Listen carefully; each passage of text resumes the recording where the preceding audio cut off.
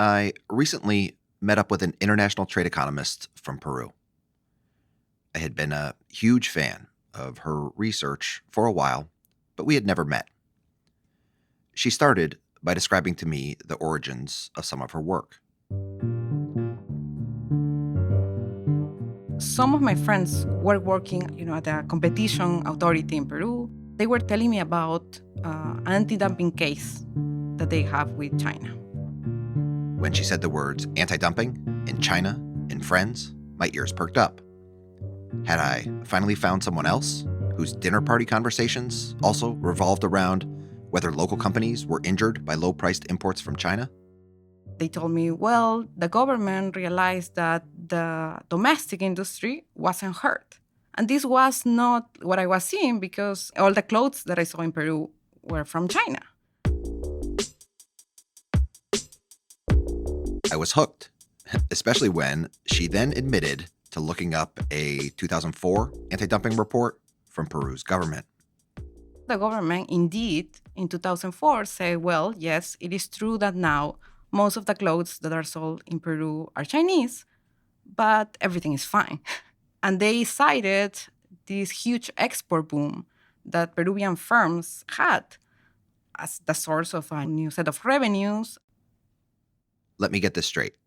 Back in 2004, low-priced Chinese imports had both cut off the clothing sales of Peru's firms at home and caused Peru's clothing industry to have an export boom? This was amazing. I asked this economist to please come on Trade Talks and tell us the rest of the story. Pamela Medina Quispe. I'm an assistant professor of economics at the University of Toronto, Scarborough. I was born and raised in Lima, Peru. I am Peruvian. I did my undergrad in Peru in economics in the Catholic University there. And then I moved to North Carolina to do my PhD at Duke. You are listening to an episode of Trade Talks, a podcast about the economics of trade and policy. I'm your host, Chad Bound, the Reginald Jones Senior Fellow at the Peterson Institute for International Economics in Washington. On this week's show, we're going to speak with Pamela Medina Quispe. Pamela is an incredibly creative trade economist and professor at the University of Toronto. Today, she is going to tell us two important stories about Peru. The first is about that Peruvian export boom. The second is about women working in Peru's labor force. What brings these stories together is how opening up to trade with China forced this small, middle-income country in South America to have to change. Hi, Pamela. Hi, Chad. I'm very happy to be here. Part 1. How China pushed Peru into exporting. Tell us about Peru, in the 1990s, really when the story starts. Well, in the 1990s, Peru was in a time of recovery. We have just had the 80s, which was the lost decade in Latin America. In our lost decade, we have a program of industrialization by import substitution. So that was out. And then 90s were a decade of opening to trade, a lot of privatizations, and a lot of push in investment, foreign investment into Peru. So a lot of emphasis in trying to rebuild the manufacturing industry and reinsert Peru to the world. Peru's openness to imports and trade was also going through some changes during the 1990s. So we came from a place where the economy was pretty close to imports. And then we changed our mind and we decided to start liberalizing. So we have a trade liberalization in 1993. Peru started to sign some trade agreements with the countries in the region, Mercosur, and becoming part of the Andean community. Peru goes from being a pretty closed economy in the 1980s, its lost decade, to privatizing and being more open to trade and foreign direct investment in the 1990s. What happened? This worked. By the end of the 1990s, Peru was already a middle-income country. So it was in the starting of a path of sustained growth when we think about the 2000s. We always had a good agribusiness industry, and of course, commodities were booming at that time. For agribusiness and commodities, what is Peru known for? Commodities, it's one of the biggest producers of copper and gold.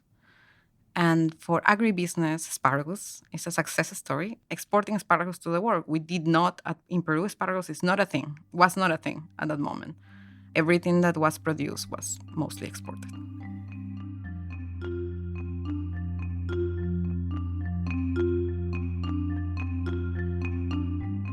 Peru's asparagus is pretty good. I had some for dinner last night, just to fact check Pamela here. Stepping back, let's recap where we are. By the late 1990s, Peru is a more open economy. Overall, it is making progress. Peru has become a middle-income country of about 26 million people with fairly decent economic growth. At the time, Peru also had one pretty important industry in the manufacturing sector. The apparel industry, really the main market for apparel in Peru, which was very large, was the domestic market. So that nobody else was catering to the Peruvian domestic market. It was only Peruvian firms. We had some exports, but the exports were minimal. Now, in 2001, as every Trade Talks listener knows, China became a full-fledged member of the World Trade Organization. This came after a long period of Chinese negotiations, especially with government officials from the United States. For Peru, China becoming a WTO member meant that Peru's government had to reduce the import tariffs charged to Chinese companies. Peru's tariffs on China could no longer be higher than its tariffs on companies in every other country that was already a member of the WTO. For Peruvian clothes, the impact of that tariff cut was huge. Basically, China flooded the domestic economy with clothes. When China entered the WTO, most of the clothes sold in Peru were made by Peruvian firms. If you want to think about 2010, 70% of the clothes that are sold in Peru were from Chinese origin. So this was a massive shock. They took over the whole domestic market. Now, in a lot of countries, when something like that happens, the domestic industry starts screaming and yelling and saying that these imports coming in from China are dumped, I'm injured. Peru is a member of the WTO. It's got access to anti-dumping duties and safeguards. Did it turn to those kinds of policies to stop those imports from coming in? Peruvian apparel firms did try to stop Chinese imports several times during the 2000s. The most successful one was in 2003, where they managed to impose 200-day temporary safeguards. For followers of U.S. trade policy, 200 days of protection would hardly be called successful. For these kinds of policies designed to stop import competition, some U.S. anti-dumping duties have now been in place for over 30 years. Even the safeguard tariffs that President Trump imposed on solar panels and washing machines have now been on for almost 5 years. Anyway. In the early 2000s, Peru's government was investigating whether its domestic apparel industry was injured following WTO rules. The government was looking at the data to try to decide whether Peru's clothing sector was hurt and whether those temporary import restrictions should stay in place. They published their report, and the reason the government gave for removing that import restriction after only 200 days was fascinating. The government recognized that China took over the domestic market, but also found that Peruvian firms were exporting much more than before, and this was a new source of revenues that meant that, as a whole, the apparel industry wasn't doing that bad. So we have this puzzle that all of a sudden we have this massive surge in imports of clothing into Peru from China, and yet Peru is now exporting clothing. Where is Peru exporting this clothing to? Is it just exporting to China? No, actually, Peru does not export much clothes to China, so it was not the case that there was a new market opportunities for Peruvian firms to go to. They are exporting mostly to the US, which was already a previous trade partner. This was weird.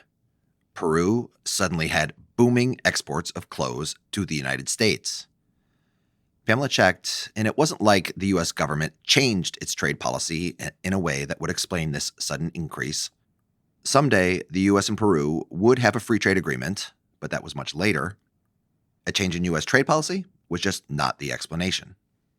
What did you do next? So I checked the data and look what is Peru exporting into the United States. And I found that it's not only that Peruvian firms are shifting their production to sell it to the foreign market, but they are shifting what they sell as a whole. And they are shifting to higher quality products.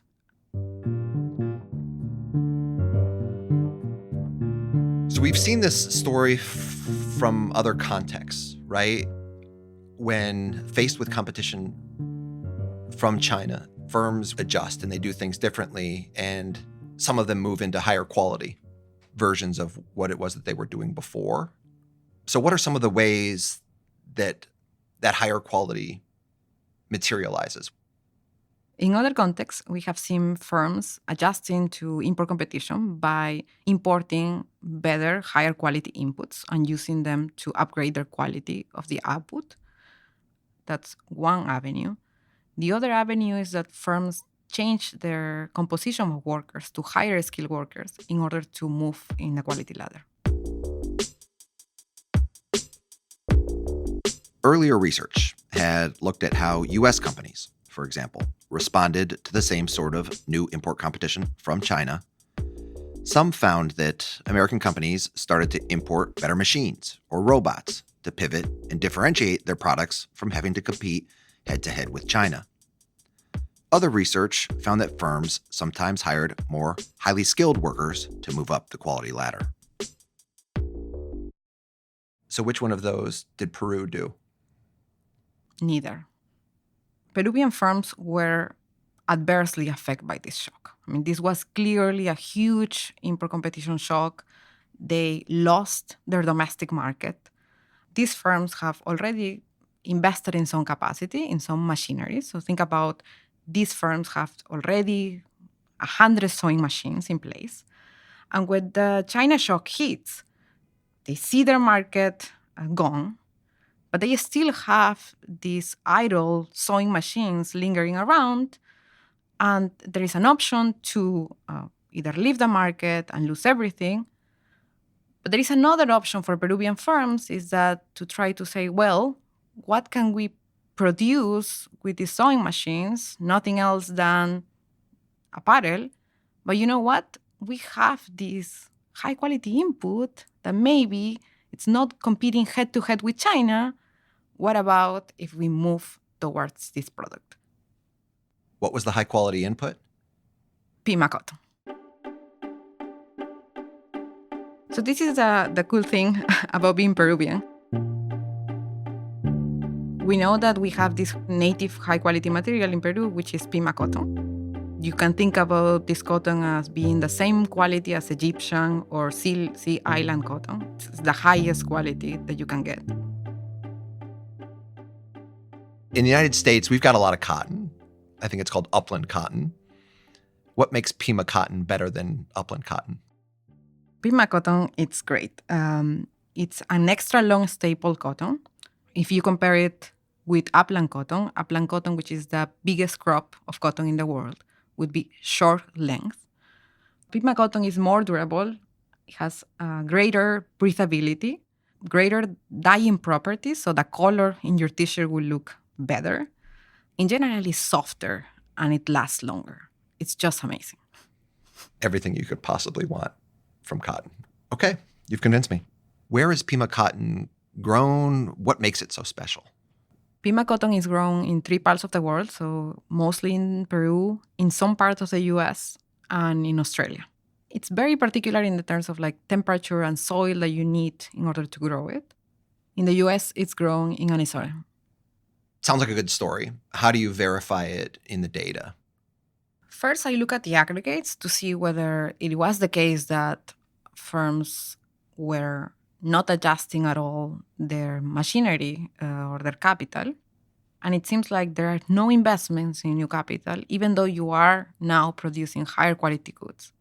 There is no change in compositions of workers. So firms are using the same workers that they had before, no higher skilled workers. And then I go to the microdata. I look at the firm level surveys that exist in Peru, and I merge it with customs data to see what are they exporting. And what I find is that firms that were more exposed to this China shock, they are the ones that are increasing their exports, and not any export. They are increasing this export of high quality Peruvian apparel. At the same time, you see their domestic sales decreasing with this domestic shock, which is what we see in the aggregate. And we see that there is no impact. So they are not changing at all the number of factors that they use. So they are not changing the number of sewing machines that they had before, and they are not changing the type of employment that they were hiring.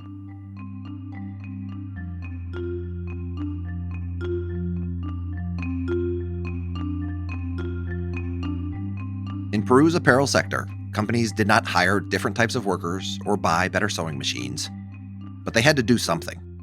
This new competition from China was causing Peruvian companies to lose all the profits they used to earn from selling clothes in the domestic market.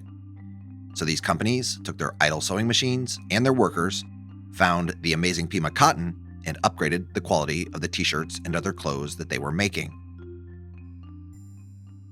Now, Peru's population is fairly small, and it is still an emerging economy, so there just wasn't enough higher income people at home to buy up all the amazing new clothing made from Pima cotton that Peruvian companies really needed to sell to stay in business, since they could no longer compete with China. So they started exporting to the United States, which has a big market of wealthier consumers.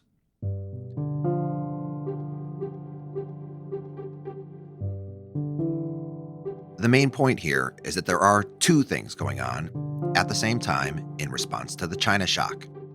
First, Peruvian companies upgraded the quality of their clothing.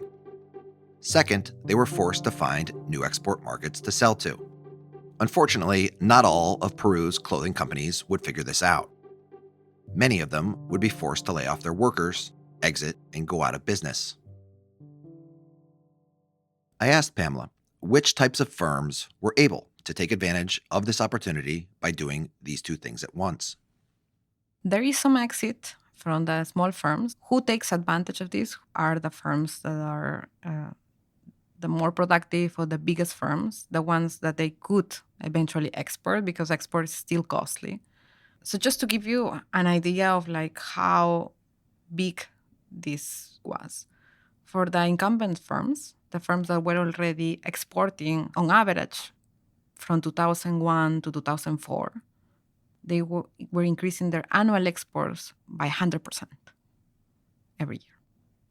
Are there other countries that faced a kind of similar situation as Peru that just performed differently after they were faced with a similar China shock?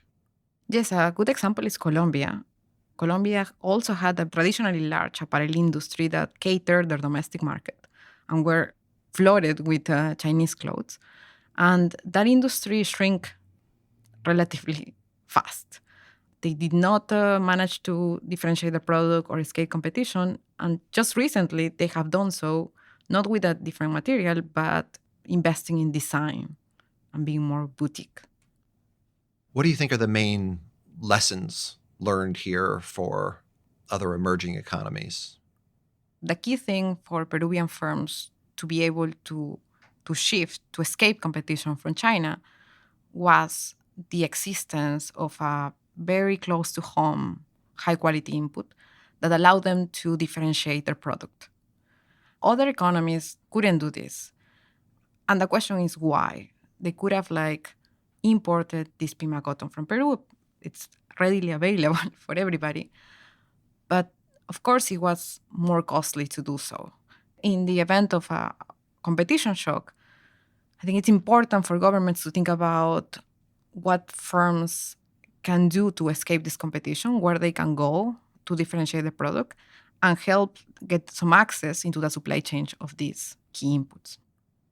Another potential lesson is to think about governments helping firms, where are they going to sell these products, right? So if Peruvian firms did not have access to the US market, even if they managed to differentiate their product to high quality goods, it was going to be a hurdle for them to get profits from that in the domestic market. Part 2: How China affected women in Peru's workforce.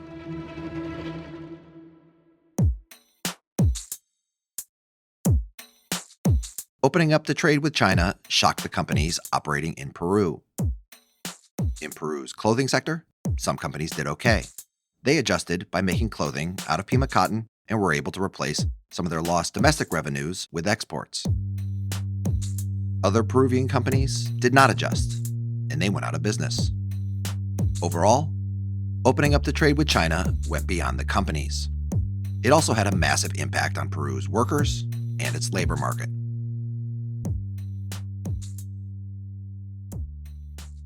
For over a decade, economists around the world have used China's entry into the WTO as a sort of laboratory to study the impact of increased trade on workers. Most of this research has looked at workers in high-income countries like the United States. What happened to American jobs, American wages, and participation in the American labor force? And in these countries, the China shock has mostly affected manufacturing industries that traditionally are men-intensive. So it's natural that when we think about what is the effect of workers, the effect that we see it's basically on male workers. Research that only speaks to the impact on male workers is a problem. But it is an especially big problem for a country like Peru. Peru is just a different story.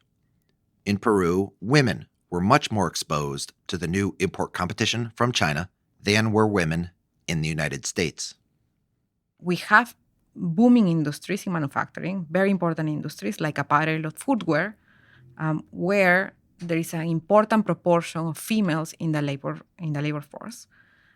But also we have other manufacturing industries where men are the majority of that workforce. And I think this is a really nice setup to understand if there is a gender effect of trade in workers, because you potentially have women affected by this trade shock as well. This was not the case for developed economies. Why is it important to understand the gender dimension?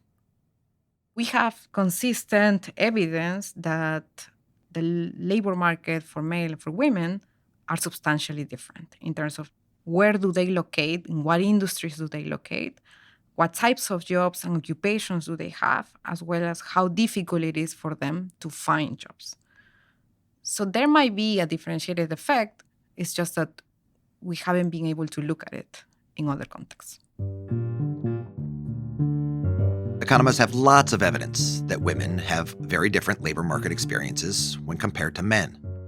There is discrimination in the form of fewer opportunities, lower pay, and fewer chances at promotion. But we don't yet have a good enough understanding of why. One way to study the why question is to look at these big, unexpected shocks that force workers to change what they are doing. That gives researchers like economists an environment. Again, it's sort of like a little laboratory in which to learn. One problem, though, is that in the US laboratory, the peculiarities of the China shock, that it mostly hit manufacturing sectors dominated by men, meant that researchers could really only learn how it affected male workers. Peru was different. In Peru, the sudden increase in Chinese imports affected both men and women. And we saw that China was a big source of disruption in imports for the apparel sector. What other sectors were heavily exposed? Sectors that were very affected by China were apparel, of course, footwear, furniture, toys, and some telecommunications equipment. Less affected were food and beverages, as well as some metal-related industries. We described how, in general, Peru is growing the macroeconomy is growing during this kind of period. But what sectors of the economy are going to be expanding? Commodities are going to be expanding. Minerals, for sure, it's going to be expanding. Within manufacturing, anything related to minerals, so metals, primary metals, it's going to be expanding, as well as the agricultural, food and beverage manufacturing industry. Services is going to be expanding as well. So service sector in Peru, it's a mix. So there is one part that it's very similar to what you think that it's happening in developed countries, that it's like financial services that are, let's say, IT intensive, and these are good jobs. But there is also this other part of services, which is more like retail, which is very associated with informality. So these might be jobs that are low quality. What's wrong with the informal sector in Peru during this period? This comes in different ways. So you could not have just health insurance, or you could be in a position that it's very dire, working a lot of hours with salary that it's below the minimum wage, with no health or social security benefits at all. So Peru is hit with the China shock. If things had gone well for all workers in Peru during this period, what might we have expected to have happen? So when the China shock hit Peru, the best case scenario will be that, well, there are some sectors in manufacturing that are going to be heavily affected. So they are shrinking, they will lay off some workers, but these workers will move quickly